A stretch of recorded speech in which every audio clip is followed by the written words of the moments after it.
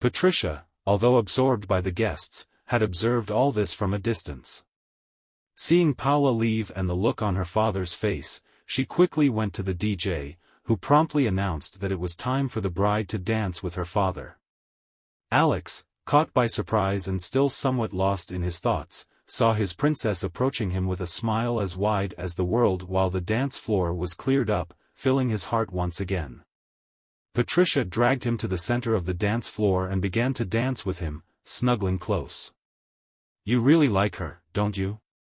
Patricia asked. "You met her. What's not to like? She was there at my lowest point, gave me strength, and encouraged me every day for months, and then, she woke me up. How can I stop liking her?" Patricia smiled. "And Mom?" Alex didn't answer because he didn't know himself. He pulled his daughter close again, and they finished the dance to the applause of the guests. Alex went to the bar, intending to order a whiskey, but remembering he had the car, he ordered a soda instead. He could almost physically feel Marie's gaze on him. He finished his drink, leaving the glass on the counter, and headed straight to Marie, his eyes glued to her.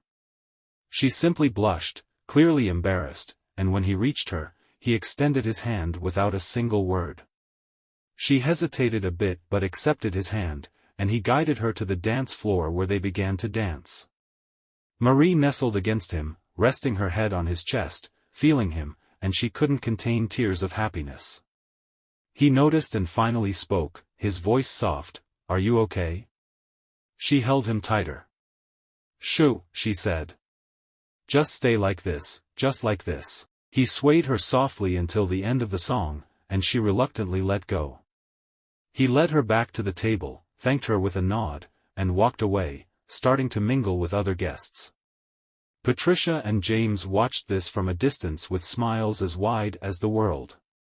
When almost all the guests had dispersed, Alex appeared next to Marie and James, who were already preparing to leave, and asked Marie, "Do you need a ride home?